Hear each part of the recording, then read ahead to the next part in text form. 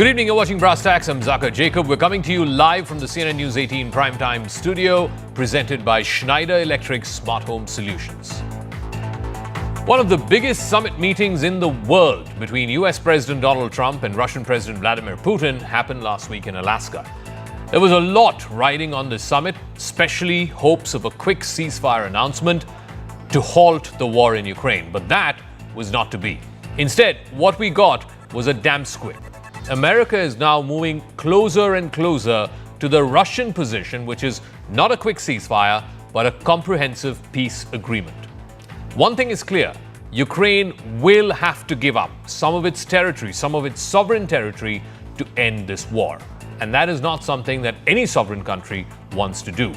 And the prospect of that, the prospect that Ukraine will have to get into some kind of land swap or give up territory in the east, the region is called Donbass, that has set off alarm bells in Europe. To try and control the damage, President Zelensky of Ukraine will be at the White House tonight. In fact, in a couple of hours from now, he will be meeting with Donald Trump at the White House. But he will not be alone. In fact, that meeting with Zelensky will be followed by an entire ring-fencing operation, if you will. The leaders of France, Germany, Britain, Italy, the European Union, NATO, they will all be meeting with President Trump to try and avoid the kind of situation that we saw back in February when Trump and Zelensky met at the Oval Office and there was this complete meltdown that happened on international television. But first, what are the quick takeaways from what happened in Alaska? It was a 3-hour meeting between Trump and Putin, two of the most powerful men on the planet, and what that entails for Ukraine, for Europe, for Russia, and also for India, because India has direct skin in this game because the secondary oil tariffs of 25% that have been imposed on India are because of Indian import of Russian oil. First, a deep dive.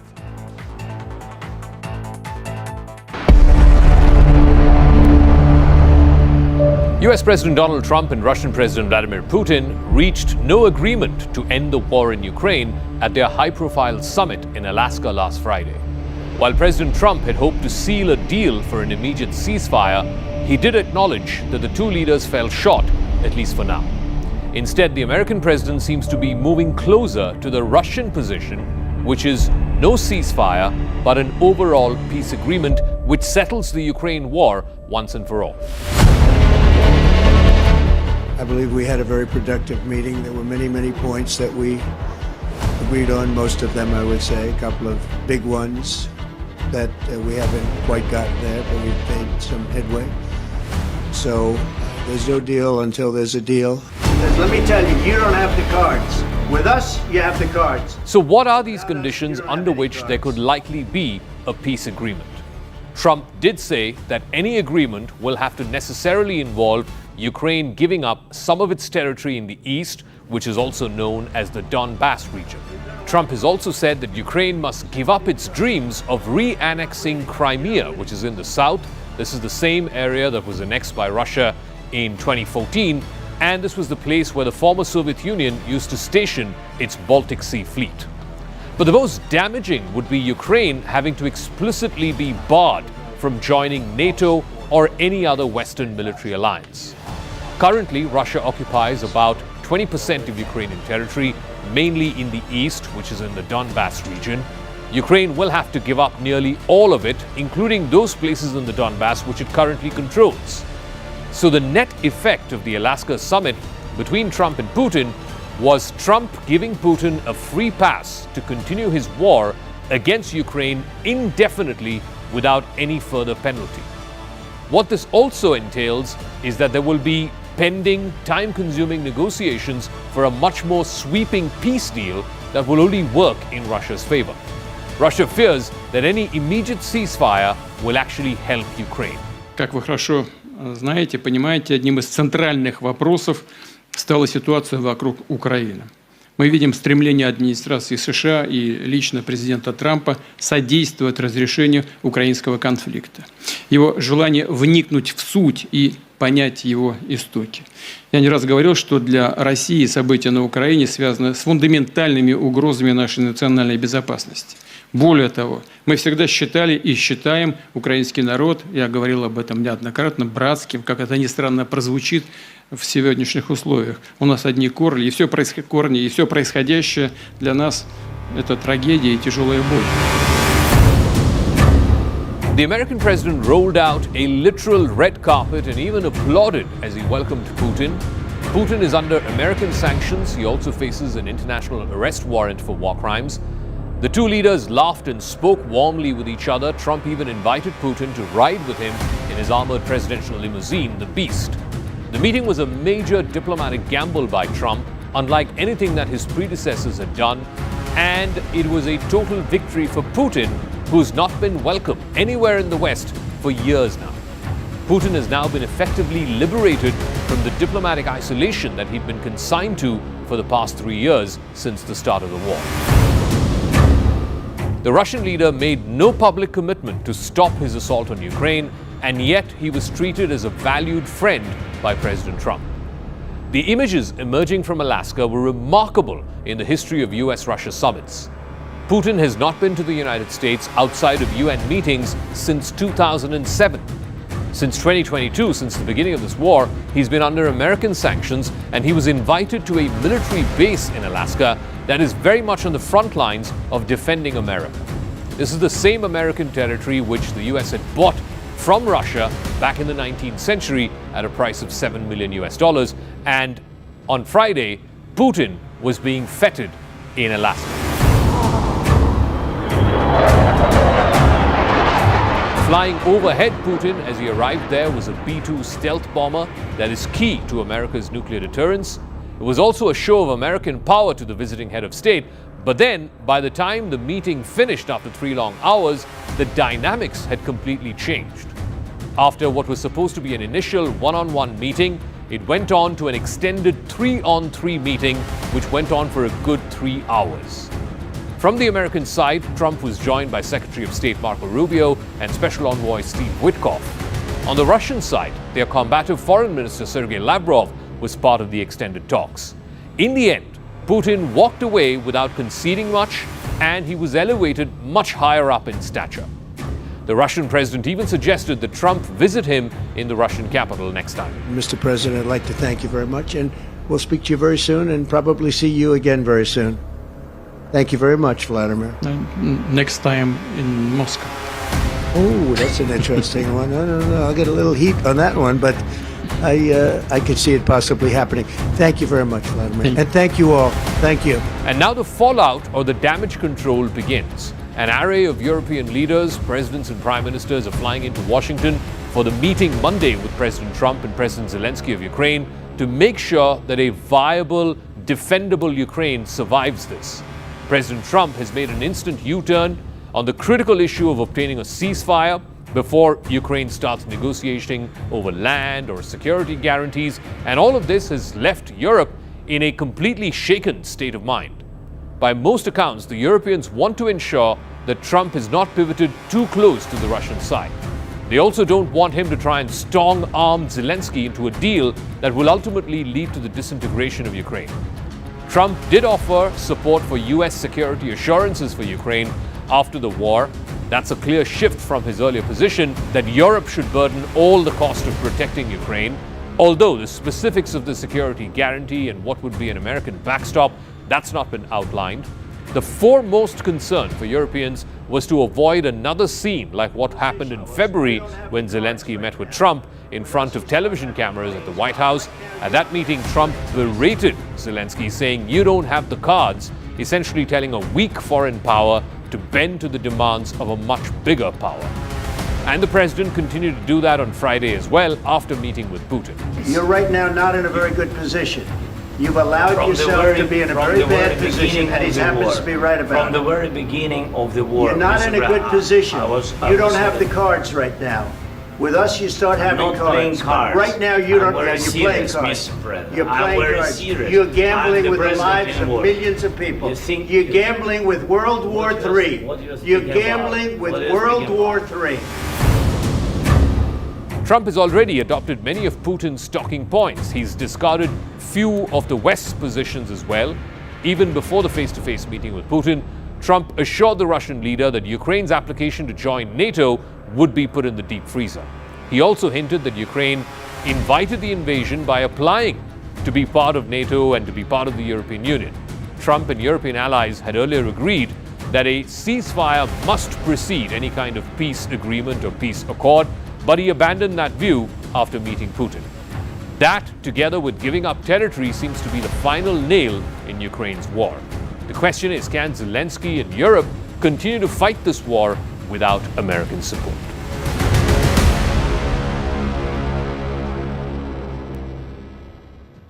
So US President Donald Trump had this high-stakes meeting with Russian President Vladimir Putin on Friday in Alaska. A lot was expected, a lot was riding on that meeting, at the end of which we didn't get any definitive announcement. Certainly we didn't get an announcement of a ceasefire, but we could be moving in the direction of some kind of a peace agreement. That's what the US side is hoping, and that's what will be discussed later tonight as well when President Trump sits down with Ukrainian President Volodymyr Zelensky, followed by a whole host of European leaders from Britain, France, Germany, the EU, and NATO. What can we expect? And mind you, India has skin in this game, because the sooner this war ends, the faster India gets off those secondary oil sanctions that's been imposed of 25%.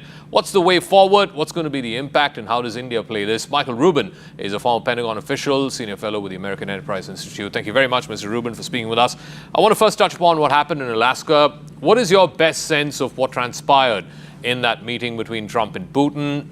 President Trump, going into the meeting, seemed to be talking up the prospects of a ceasefire a lot. He came out of that meeting much closer to the Russian position, which is, instead of a ceasefire, let's talk about a permanent peace agreement. And he'll be discussing that later tonight with President Zelensky and various leaders of Europe. What do you think went down in Alaska?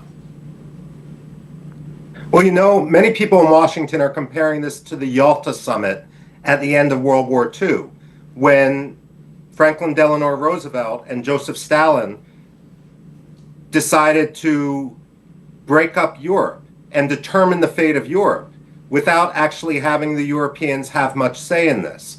What Donald Trump is doing is making an agreement with Vladimir Putin with regard to the fate of not only Ukraine, but perhaps much of the rest of Eastern Europe, without actually giving the Eastern Europeans or the Ukrainians much say. That's why there's such a panicked rush to Washington right now, both among Zelensky and European leaders. So what do you think the contours of this agreement necessarily are? I mean, Trump was talking about land swaps, and Ukraine will have to give up control of some of its territory. I think he posted on social media last night that, if you can forget about Crimea, you can forget about membership to NATO. What are the broad contours of such a deal, if at all one comes to pass? But saying land swaps actually puts a little bit too generous a patina on this agreement. What Donald Trump is talking about is forcing Ukraine to give up land. There's no swap involved. Ukraine is not getting any other land for its trouble. So basically what we're doing is rewarding Russia for its aggression. Now, what many in Europe worry about is, if Russia is able to get away with this sort of aggression in Ukraine, what's going to happen in Moldova, where Russia already occupies a quasi-state there? What's Transnistria? What's going to happen in northern Kazakhstan? And the nightmare scenario for many in Europe, and also for that matter in the United States, is what happens to the Baltic states. And the reason why that's a nightmare scenario here in Washington is that, of course, the Baltic states are, of course, NATO members. And so this could actually entail NATO becoming involved in a conflict with Russia. What leverage, though, does Ukraine, or even for that matter, all of these European leaders who are coming to the White House tonight, what leverage do they have? I mean, if Trump says, look, this is the deal, this is what Putin is agreeing to, and I want you to, take this deal, how can they push back? Russia is not necessarily, doesn't necessarily have a position of strength here. They've lost more men.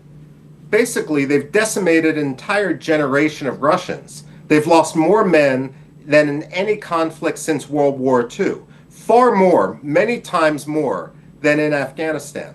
And if Ukraine continued to have access to arms to defend its territory, then, of course, Ukraine wouldn't be in a position where they would be forced to give up arms. Now, many people could say, look, if the United States, if Europe are providing Ukraine with arms, then in a way, the United States and Europe are involved in aggression. But remember, the 1991 Almaty Agreement, which which came upon the downfall of the Soviet Union, had Russia and all the former Soviet states agree to the borders that existed during the Soviet Union. Russia was a signatory to that. And then in 1994, you had the Budapest Memorandum, in which Ukraine gave up its legacy nuclear weapons in exchange for Russian, American, and British guarantees of sovereignty over its territory. Well, where's that guarantee right now if we're forcing Ukraine to give up its sovereign land? I mean, basically what we're doing is giving the message that all states should have nuclear weapons because they can't trust Moscow, Washington, or London.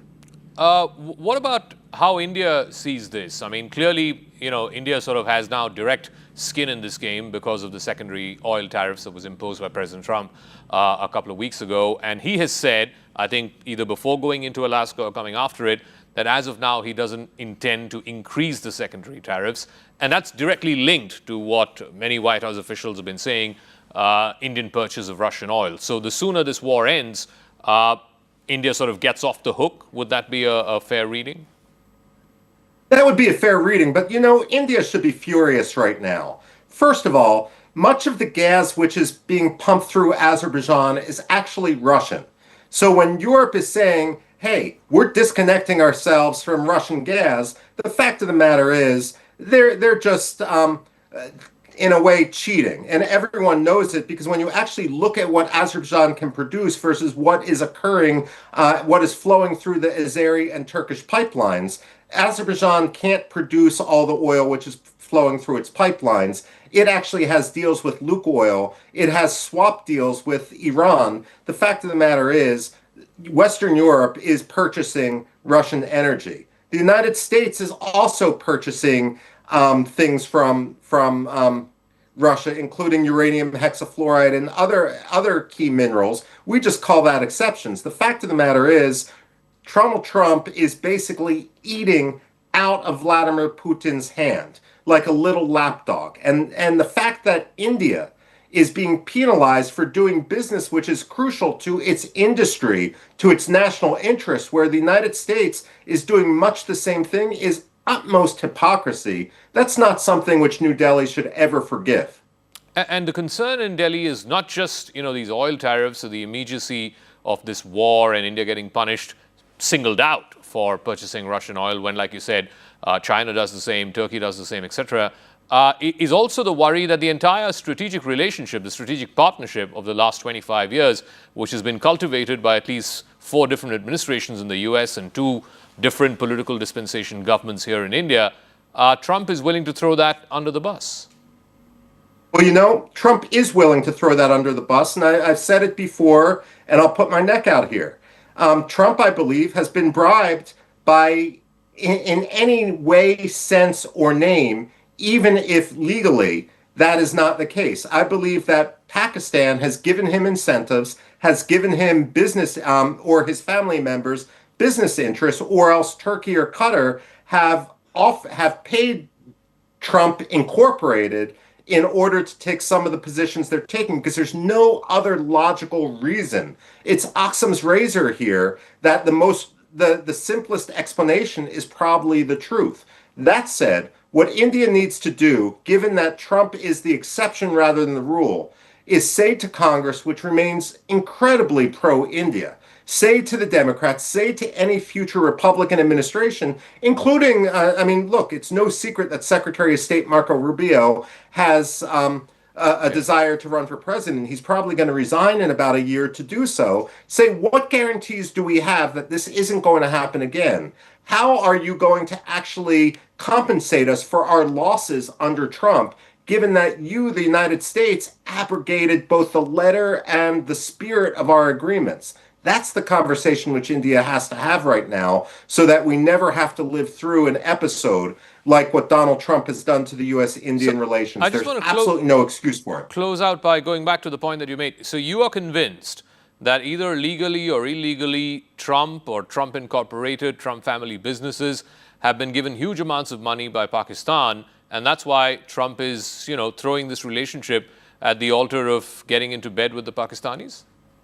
I can't be more clear. The answer to that is yes. The Trump administration is notorious for blurring the lines between business and policy, for engaging in conflicts of interest. The only quibble I would have with you is I'm not sure whether it's Pakistan directly which is doing this, or perhaps India, or perhaps Turkey or Qatar in the background, because we also see a consistency within the Trump administration in which they appear to be embracing more radical Islamist causes, in which they appear to be willing to be bribed by the Muslim Brotherhoods. We saw the $400 million gift of an airplane from Qatar. We've seen even Laura Loomer, who is one of the Trump administration loyalists, go after Tom Barrack, the American ambassador to Turkey and a close friend of Donald Trump, for empowering Islamists. We see the United States lifting sanctions on an al-Qaeda leader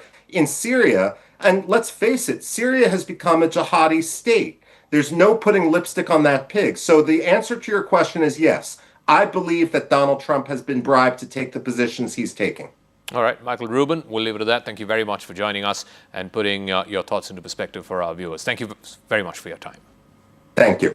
Speaking of Donald Trump with the Ukrainian President Volodymyr Zelensky, Prime Minister Narendra Modi spoke with the Russian President Vladimir Putin. This is the second time they've spoken in less than a week. In fact, President Putin had spoken to Prime Minister Modi before the Alaska summit with Donald Trump. Prime Minister Modi in today's phone call has underlined India's consistent position that there has to be a peaceful resolution to the Ukraine conflict. He's also reiterated India's support for all efforts, whether it's done by the Americans, the Europeans, or any other party, to try and end this war quickly. The two leaders also discussed a number of issues of bilateral cooperation, a clear signaling to the Trump administration that India's relationship with Russia remains steadfast and it will continue despite the oil sanctions that Trump has imposed on India. India is also trying to mend its ties with China. It was not just the phone call between the Prime Minister and President Putin today. India is trying to mend its ties with China. The United States once saw India as a counterweight to China, but with Trump's threats and warnings of late, he now seems to be pushing India and China into a state of thaw. Chinese Foreign Minister Wang Yi is in India for a two-day state visit. He's just met with his Indian counterpart, Dr. Jaishankar. Tomorrow, he will be meeting Prime Minister Modi and formally inviting him to come for the SCO summit, which China is hosting this year. It's going to happen end of this month in a city called Tianjin, very close to the capital, Beijing. It'll be the first time if the Prime Minister travels, and likely he will. If the Prime Minister travels to China, it'll be the first time that he's going to China, certainly since Galwan 2020. The last time he went to China was in 2017 for the BRICS summit in Qingdao. It will mark a serious thaw in what has been a very tense relationship between India and China, not least because of the military clashes that happened in 2020 in Galwan and in other places. The first sign of that thaw happened last year in Kazan on the sidelines of a multilateral summit, an SCO summit, where for the first time Xi Jinping and Prime Minister Modi met since the Galwan clashes. Today, Wang Yi met with Jaishankar. Donald Trump's sudden, inexplicable hostility toward India reverses policies pursued under 5 administrations, including his own previous one. If it holds, this reversal may be the biggest strategic mistake of the Trump presidency so far. Trump has suddenly turned on India, insulting its economy, calling it dead. In fact, India has had the fastest growing large economy in the world for several years now, and is the world's 4th largest economy and will likely overtake Germany by 2028 to become number 3 after the US and China. It is the world's 2nd largest importer of arms and has the 2nd largest number of smartphone users. India has a long history of seeking to be non-aligned. Under Modi, it embraced a variation called multi-alignment, allowing it to freelance and maintain good ties with all sides. Persistent American diplomacy and the rise of China had been chipping away at that stance, and India had slowly but surely been embracing closer ties with America. No more. Even if Trump reverses course once again, the damage is done. Indians believe that America has shown its true colors. its unreliability, its willingness to be brutal to those it calls its friends. They will understandably feel that they need to hedge their bets, stay close to Russia, and even make amends with China. The country is united in its shock and anger at Trump's insulting behavior.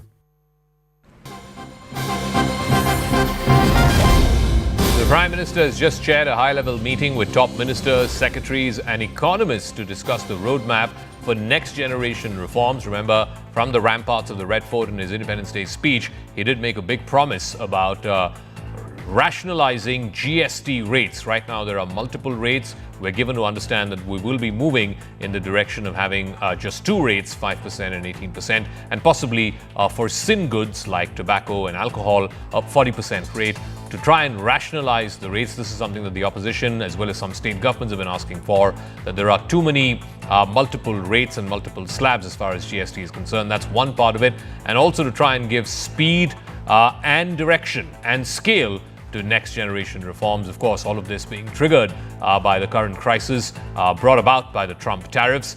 India is one of the countries that will be tariffed the highest, 25% reciprocal tariffs and 25% on purchase of Russian oil. Even if that were to go, if that were to be removed, if the Ukraine war moves in a direction of some kind of a peaceful settlement, India will still be stuck with a 25% tariff, which is much above its neighbors like Sri Lanka, Bangladesh, Pakistan, or even its Asian peers and competitors like Vietnam, Indonesia, and Cambodia. So India has direct skin in this game and the outcome of the Alaska summit, and that there be a quick resolution to the Ukraine conflict, not least because the secondary oil tariffs on India are dependent on a favorable outcome, a favorable peace to this 3-year conflict. And also, what about the overall damage sustained by the India-US relationship, the strategic partnership, which for the last 25 years has stood the test of time, stood the test of at least 4 American presidencies, 2 different governments here in India, but now has taken some serious damage because of Trump's decisions. Joining me now is Sadanand Dhume. He's a Wall Street Journal columnist, also a fellow with the American Enterprise Institute. Thank you very much, Sadanand, for speaking with us. It's been a crazy week of diplomacy. Of course, huge stakes here in India for what has happened in Alaska, whether or not there will be a sustainable peace between Ukraine and Russia, and what is likely to happen later tonight when President Zelensky will be joined by a host of European leaders, and they will be hosted in the White House. They will be discussing what happened in Alaska between President Trump and President Putin. Of course, India has huge skin in the game because of the secondary Russian oil tariffs on importing Russian oil. Now the US president says, well, I will consider what to do with those tariffs in a few weeks' time. Talk to us about this and really the very large implications of what has happened in the last week, 2 weeks, of a very damaging turn that Indo-US ties have taken explicitly because of President Trump and his actions. Things are good, never a dull moment. I guess that's the sort of, if you want to, find a silver lining in every cloud, I guess that's what I would say. But yeah, absolutely, you're right. It's a tumultuous time, and a lot of things have happened in the last few weeks that many of us who have been tracking this relationship for years would not have seen coming. I just want to focus for a minute on what happened in Alaska before we come to the India-US and the consequences that the Alaska meeting would have on the India-US relationship. Now it's appearing clearer and clearer that Trump, instead of going for a ceasefire, which is what he wanted before that meeting happened, in the run-up to that meeting, he was saying ceasefire, ceasefire, ceasefire. But now he's pivoting more towards the Russian position, which is an overall comprehensive peace agreement, which is, of course, harder to negotiate, would take more time. What may that mean for India and the consequence of these Russian oil tariffs? Look, I think what seems quite clear so far is that there's not going to be any fresh secondary sanctions, right? I think Trump was quite clear about that in one of his interviews to Fox News. The question that is very relevant from an Indian perspective is, does that mean that the additional 25% that has been slapped on India goes away? Now, logically, I think India has a very strong case to make to say that, well, if you're not going ahead with secondary sanctions, you have not slapped on secondary sanctions on the Chinese, who are obviously the biggest trading partner of the Russians by far. You haven't done anything to the Turks, and other the Europeans or other kind of consumers of Russian energy. Why are you singling out India? I think that argument, which was always a strong argument, becomes stronger just purely on the merits. But that said, whether or not this means that the Trump administration is going to see reason and see logic, and at the very least roll back that 25%, that I'm not in a position to say. So the second 25%, the oil tariffs, really is a symptom of the problem, not the problem itself, because there is a larger problem. And that is one of the principles of this relationship. Donald Trump, he's willing to completely blow a hole through this strategic partnership, a partnership that's endured the test of time, endured 4 previous US administrations, at least 2 different political dispensations here in India. And Trump is willing to literally throw that under the bus because he feels that there is some tactical win to be had by doing so. Yeah, I mean, I think it's, you're absolutely right. It's hard to imagine any previous American president, certainly going back to all the way to Bill Clinton, doing this kind of thing. And I think a lot of it sort of comes down to the fact that President Trump is quite unique in the sense of his obsession with tariffs. He keeps talking about tariffs as his sort of favorite word. And his idea of allowing trade relationship or trade negotiations to really be more important than everything else, right? So they've siloed the decision making, and you have the defense relationship that's going on. You have the larger strategic relationship. You have various sort of components, including tech cooperation, and then you've got this trade deal.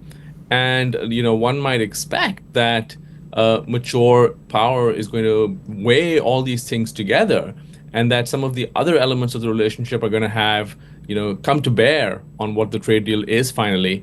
So far, that hasn't happened. But I did write a piece in the Wall Street Journal where I argued that, look, it's not 100% clear that this is going to be finally what it looks like.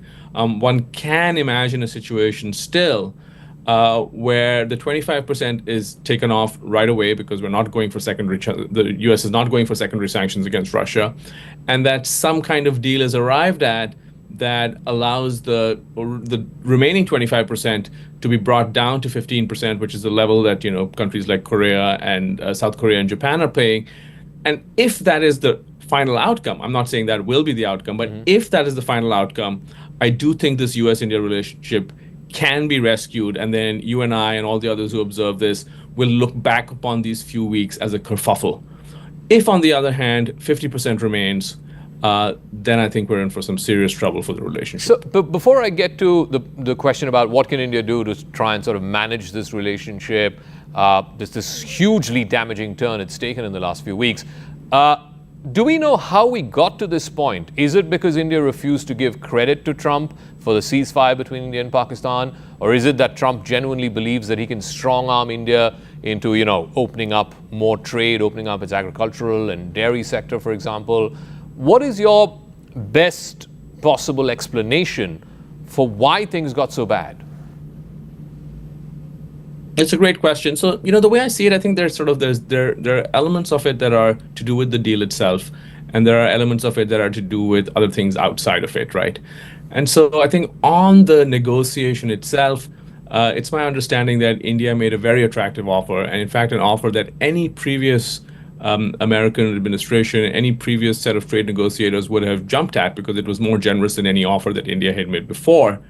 However, from the Trump administration's perspective, when they looked around and they saw the kinds of offers that they were getting from other countries, right, like Indonesia basically going to 0% tariffs, the EU coming in, bending the knee and saying, well, you can have something for nothing, and so on. The very attractive investment offers that were put on the table by the Japanese and the South Koreans and so on.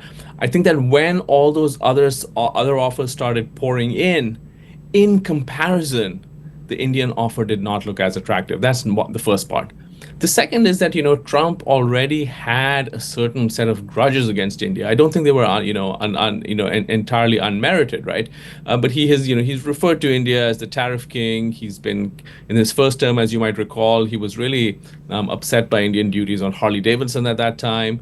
So there's been a sort of reputation in Washington of India being particularly tough as a trade negotiator, and also having particularly high tariffs, difficult place to do business for many American businesses, and so on. And I think think that kind of also added to Trump's belligerence.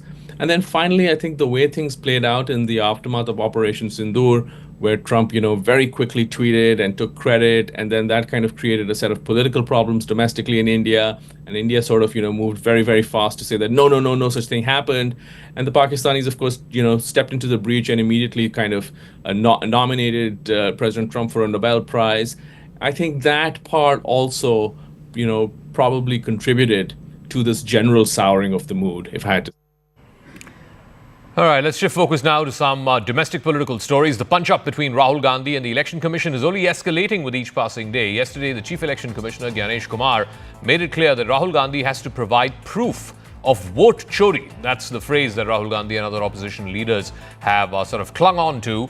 Mr. Chief Election Commissioner has said that Mr. Gandhi has to say this in a sworn affidavit under oath, or he has to apologize in the next 7 days. This deadline setting has upset many in the Congress even further.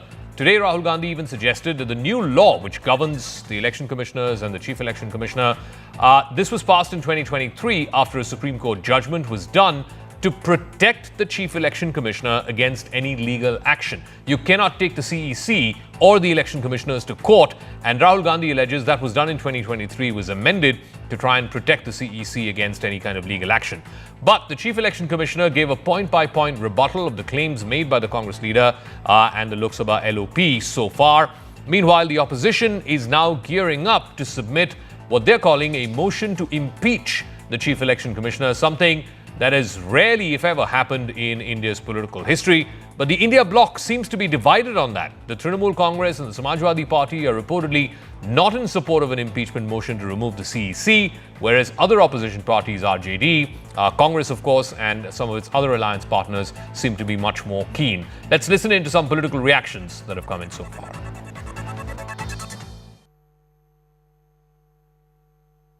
Maharashtra में more voters added in 5 months than 5 years. And Maharashtra mein we found at the state level that Lok Sabha और Vidhan Sabha के बीच में 1 crore new voters came into the game.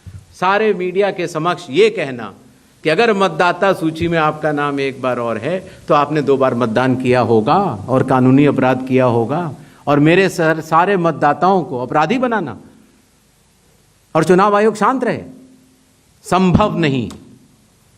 हलफनामा देना होगा या देश से माफी मांगनी होगी, तीसरा विकल्प नहीं है।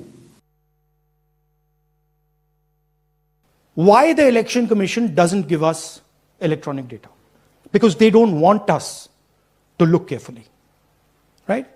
2019 में माननीय सुप्रीम कोर्ट ने भी इस विषय का गहन अध्ययन किया और ये पाया कि मशीन रीडेबल इलेक्टोरल रोल देने से वोटर की प्राइवेसी का हनन हो सकता है। इसलिए मशीन रीडेबल एक अलग चीज है। आज उनका प्रेस कॉन्फ्रेंस होता है, मैं उनसे पूछना चाहता हूं, आपने कानून बनाया, आपने सीसीटीवी का कानून बनाया, फिर आपने उस कानून को बदला क्यों? सरकार ने क्यों बदला? मैं एक और सवाल पूछना चाहता हूं। क्या अपनी माताओं, बहुओं, बेटियों सहित किसी भी मतदाता की सीसीटीवी वीडियो चुनाव आयोग को साझा करनी चाहिए क्या?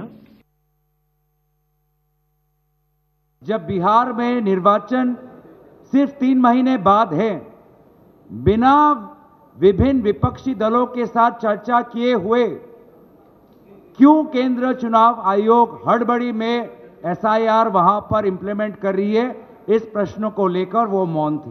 और इसीलिए साफ साफ जाहिर होता है कि अब चुनाव आयोग ऐसे कुछ अफसरों के कमान में हैं जो निष्पक्ष नहीं, साफ साफ एक पक्ष लेते हैं। जनता जनार्दन है, सब कुछ जानती है।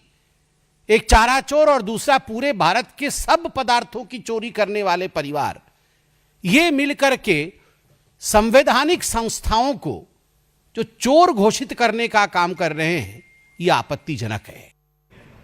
All right, I want to go across for a face-off between Congress and BJP. Rohan Gupta is spokesperson of the BJP. J.B. Mathur, Congress Member of Parliament, now joining us. Let me ask J.B. Mathur, Rahul Gandhi has been making two claims. One is that these additional 41 lakh voters that were added in Maharashtra, suddenly between Lok Sabha and Vidhan Sabha, they all voted for the BJP. How do you know that? How do you know they voted for the BJP? Number two, the 65 lakh voters who are in the deleted list, that list is now public. The Chief Election Commissioner is saying, why is not a single opposition party's worker coming out and saying that, look, this is the problem that we have the list. This person is alive, but his name is there in the list. Or this person is a genuine voter, but his name is there on the list, or her name is there on the list. Why are you, so two things. One, how are you jumping to the conclusion that either added voters or deleted voters are all being done at the behest of the BJP? And second, it's been 15 days now, more than 15 days now. This list is now out there in the public domain. Why has a single complaint not come forth from any of the opposition parties in Bihar?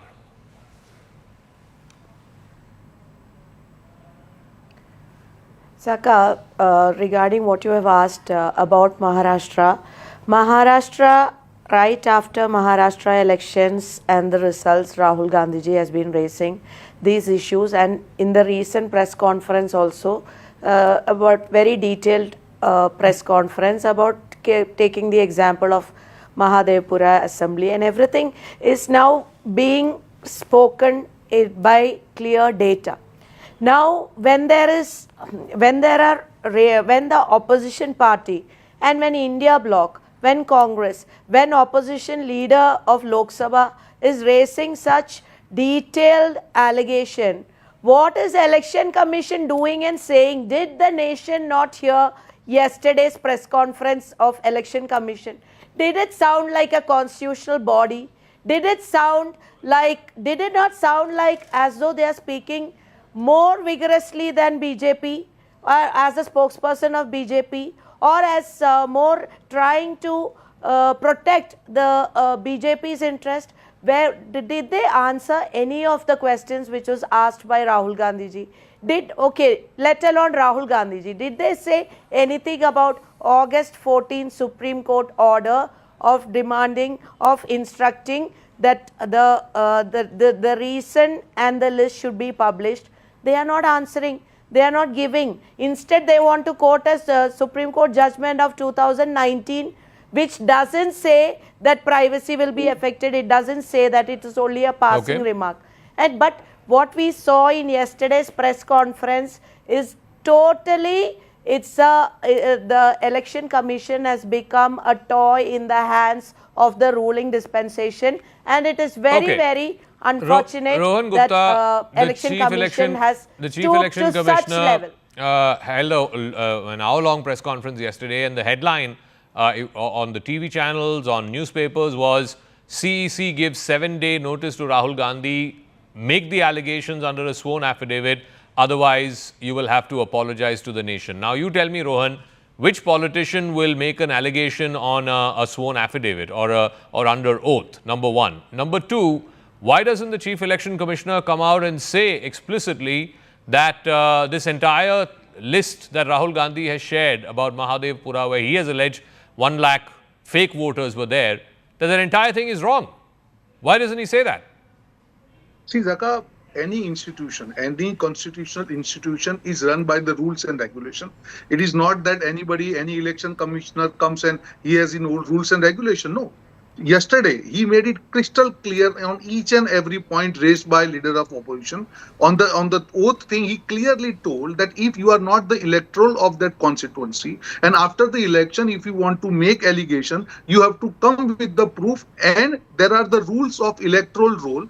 According to that rule, you have to give the oath in writing, and then investigation can be done. He also told, if there is one voter who has been noted in electoral voters for 4 times, they will obviously have to send a notice to them. They cannot send notice to 1 lakh voters just on the basis of political allegation. And this is the oath, it is written in the rule. It is not that CEC has come out with the rule. One more thing, He again allocated regarding Maharashtra on December 24, 2024, Election Commission gave detailed reply to Congress party's allegation on each and every point. After that, till today, Congress party has not gone back to CEC Maharashtra and rebuttal on the issue answered. So why they are making political issues? Yesterday, each and every point, Zaka, he gave crystal clear answers. And after that, Congress party could not do press conference on the rebuttal because they are more talking on rhetorics and other things, politics. It's not about politics, Zaka.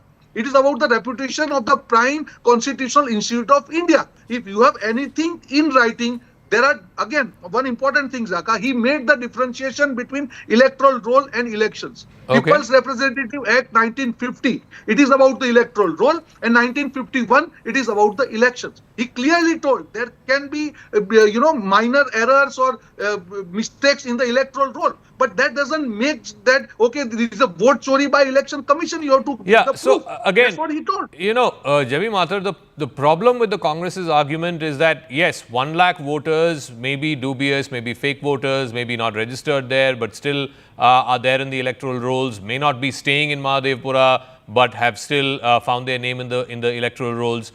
Just by your name being in the electoral roll does not mean that A, you voted, or B, that you voted for the BJP. So how is the election stolen? How is it vote chori? Zaka, it is clear vote chori because if the election voter list itself is not fair, see how, and the kind of excuse and explanation given by Chief Election Commissioner is shocking. Yesterday that he is even justifying the address being given as 0 because they don't have home. And then they say ABD, we have seen it, nation has seen it, A, B, C, D, F, G, X, Y, Z, all these are the address given, and what kind of justification is Election Commission doing? And also 2 rules for 2 political parties. How is it fair? When Rahul Gandhi is raking up the issue and laying before the nation the Mahadevpura, and then they want the affidavit to be filed, then the Rahul Gandhi should apologize. And when Anurag Thakur speaks about 5 Lok Sabha, the Election Commission is silent, total silence. There's no question being asked. There's no asking about affidavit. So Rohan, answer that. That's a fair question. When what kind of when Rahul Gandhi made that allegation, Election Commissioner, Chief Election Commissioner said you have to give it in sworn affidavit. हलफनामा में देना पड़ेगा, नहीं तो 7 दिन के बाद देश से माफी मांगना पड़ेगा. तीसरा विकल्प नहीं. There's no other option, is what he said.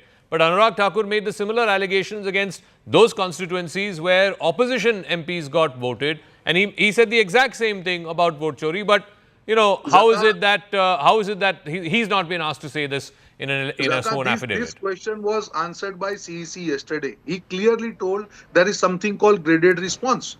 Man, Mr. Rahul Gandhi asked the question. He didn't ask the question. He alleged Election Commission about the vote chori. And when you make such a serious allegation, you have to file the affidavit along with the evidences of that. When Anurag Thakur did the press conference, he never alleged Election Commission. He told that there can be mistakes in electoral roll, and because of that, where Congress is winning, there also there kind of mistakes in the electoral roll, and where BJP is winning, there can be mistakes in electoral roll. That doesn't mean it is a vote chori by Election Commission. That is the precise point CEC made yesterday, and that's why he told, in the rule, because these are the serious allegations of vote chori, in case you want investigation, you have to do the oath. That's it. So where is the difference? And this is the first question which was answered by Election Commissioner yesterday. One more thing, Zaka. Either Congress party has to decide today they are in favor of SIR or they are against SIR. In Karnataka, they are in favor of SIR. That's what Election Commission has told. There are mistakes for last 20 years because we never had that technology to ensure that the person who leaves his house, his name is cut from the electoral roll. Now we are putting these SIR to ensure that last 20 years mistakes in the electoral roll, they are corrected. So in Karnataka, you are for SIR. In Bihar, you are against SIR. Okay. In JB, Bihar, the issue is that, again, in the context of Bihar, 65 lakh names either are dead or have moved addresses or have multiple voter ID cards. The list has to be cleaned up. The list was cleaned up in 2005 also when the previous exercise happened. Now it's getting cleaned up once in 20 years. And that's exactly what Rahul Gandhi is also saying. As far as Mahadevpura and Karnataka is concerned, there are 1 lakh fake voters is his allegation. So that's precisely why there should be an exercise like this, special intensive review from time to time. Saka, we are very clear about SIR. SIR, Special Intensive Review. It is not yesterday or day before yesterday. We have been seeking from July 21st when the Parliament, this monsoon session started. We have been repeatedly asking, demanding Congress Party and India Bloc, Rahul Gandhi ji, all have been asking for a discussion in Parliament. Why is the government running away from discussion in Parliament? And in the Supreme Court also, Government and Election Commission comes and says that they do not want to reveal why that about the 65 lakhs. But now Supreme Court has categorically said that the list should be published and also the reason should be published. But regarding SIR, see, in a state like Bihar, where there is frequent flood, where there are so many poor people, they are repeatedly asking for one after the other, document after the other, birth certificate after the other of these the people where they have lost everything. And so we cannot be having a system where there is an elimination, a very calculated elimination, with the intention of manipulating election happening, and Rohan, we cannot be sitting silent. That Rohan, is not opposition is going to opposition do. Is we saying have been raking it up. You do the SIR, but government is not willing to have a discussion on SIR. The Election Commission says by law they are not mandated to publish these deleted names, 65 lakh, until the Supreme Court said nothing doing, put out the names. They're also saying by law you're not mandated to give machine-readable electoral rolls to political parties. They're also saying by law they are not mandated to release the CCTV footage where the voting is happening. I mean, everything, the law, and then when the opposition leader makes an allegation, by law he's mandated to give it under sworn affidavit. Absolutely not. See, Zaka, that's the point I'm making. When SIR was done, from day one, opposition parties have been opposing SIR, saying that misled the people, that your vote will be deducted, vote chori ho raha hai. After SIR activity was done, 65 lakh list of voters is been given to all the political parties. And after 17 days, not even a single political party has gone back to CC saying that there is something wrong. You have to prove your point, right? If you are saying that SIR is not done properly, if SIR is done hurriedly, then why out of these 65 lakh people, you are not able to find a single person? Number two, about the machine readable thing. Now, 2019 Supreme Court clearly said that Election Commission has published the electoral roll in the prescribed format as per the rules, and you cannot break the right of privacy. Again, the Congress party's argument that if we have the electoral roll copy electronically, we can verify. Why this is completely wrong? Because today also, you can verify, there is a OCR, you can immediately convert this voter list into Excel and search the name of the people. For that, machine readable means that you can have the photograph soft copy, you can have the specific details which can be misused. So I think today they are changing the goalpost after goalpost, and Supreme Court, that's why answered each and every point categorically. Again, right now asking the basic question, is Congress party with SIR and against We'll leave it at that. We'll see how this story plays out, because this has become the single biggest political talking point ahead of the Bihar elections. Whether or not it has resonance, whether it's actually a vote determining issue, we don't know. We have to hit the ground to find that out. But certainly the opposition is talking up the SIR, so much so that the Chief Election Commissioner held a 1-hour-long press conference yesterday to rebut those allegations. That's a wrap. Thank you very much for tuning in. You are watching Brass Tacks live from the CNN News 18 Primetime Studio, presented by Schneider Electric Smart Home Solutions. Thank you for tuning in. Hard Facts up next.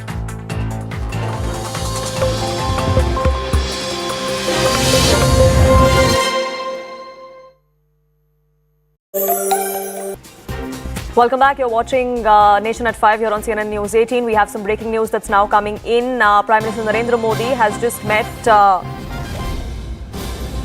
with Shubhanshu Shukla, is what we're given to understand. But before we get to those details, we'll get you more updates on Prime Minister Modi's phone call with Russian President Vladimir Putin. Prime Minister Modi, in fact, has taken to social media, has taken to X, where he's put out and confirmed that he has, in fact, spoken with President Putin. He said, I thank my friend for his phone call and for sharing insights on his recent meeting with President Trump in Alaska. India has consistently called for a peaceful resolution of the Ukraine conflict and supports all efforts in this regard. That's a confirmation that has come to the fore from Prime Minister Modi. This also comes ahead of the crucial meeting between US President Donald Trump and Ukrainian President Volodymyr Zelensky. Siddhant, my colleague, now joins us, getting us more details. Siddhant, the timing of this phone call between Prime Minister Modi and Vladimir Putin is significant, isn't it? Well, very, very significant, Poonam, and also this has to do with India's principal position.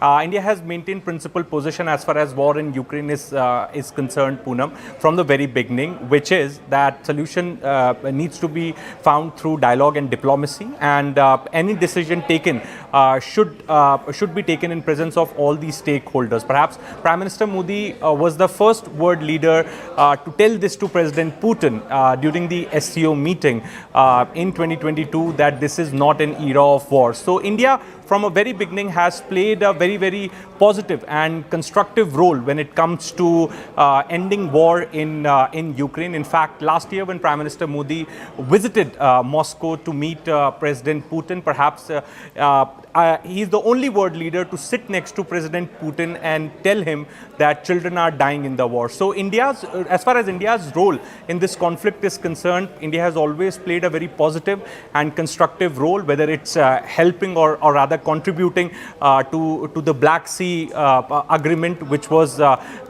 signed between the two parties. India played a role in that as well.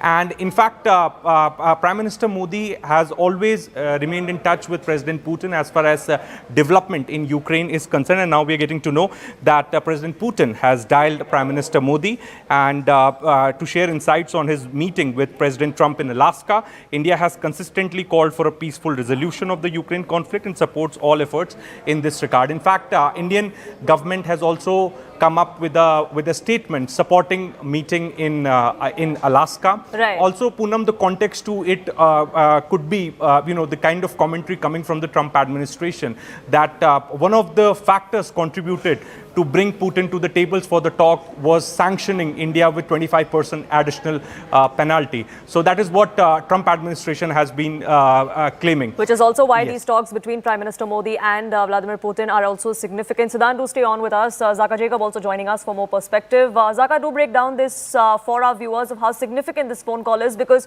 both Prime Minister Modi and Putin spoke before the Alaska summit and afterwards as well. Yeah, so I think it's underlining the importance that India is associating with a close and a quick resolution to this Ukraine conflict. Like you said, just before President Putin left for Alaska, he had a phone call with Prime Minister Modi, and now right after returning from Alaska, there's been another phone call just to apprise him of what was discussed between President Trump and President Putin. I think it's very clear that the overall peaceful agreement that President Putin suggested to President Trump, which he believes is the way that Russia wants to end this war, is by asking Ukraine to give up control of nearly, if not all, of Donbass, which is the eastern region where much of the fighting has been happening over the last 3 years. Putin believes that the Donbass historically has been Russian territory. There are Russian-speaking people there. And in any future peace agreement, a Donbass will be the land swap that even President Trump has been referring to. So Donbass is the region that has to be given up by Ukraine if it wants a quick end to this war. India, of course, has huge skin in this game. The additional 25% oil tariffs, the secondary tariffs as it's known, was imposed on India precisely because of the import of Russian oil. India, of course, put out a statement saying it's up to India, and to protect the interests of Indian consumers, India is free to choose where it wants to buy its oil from. It also, in that MEA statement, had pointed out the amount of business that the United States and Russia do, and also the amount of business between Europe and Russia. So clearly, I think India is very much a stakeholder in this, directly, if not indirectly, certainly is a stakeholder because of these secondary tariffs. And you heard from Trump, he said it on multiple occasions in the run-up to Alaska and after the summit with President Putin. His people have been speaking about it. Witkoff, in fact, spoke to CNN, and he said the reason why India had to face these sanctions was because of trying to get Putin to the table. So the feeling seems to be that India has very much a huge stake in ending this war and ending this war quickly, because once that happens, once we get to that point where this war can end, then two things happen. One, President Trump can claim credit for ending a significant war on his watch, and two, the strategy of sort of putting sanctions on India or tariffs on India to try and get Russia to concede or Russia to agree to the terms of a peace agreement, that would have been achieved as well. And India would have played a part in that. And as far as India is concerned, like I said, the most important thing is that secondary sanctions will be lifted the moment the story moves in the direction of a peaceful resolution. And that's the indication that President Trump did give after the Alaska meeting, isn't it, Zakar? Donald Trump did say that Russia... CNN News 18 Primetime Studio, presented by Schneider Electric Smart Home Solutions. We're live from the CNN News 18 Primetime Studio, presented by Schneider Electric Smart Home Solutions.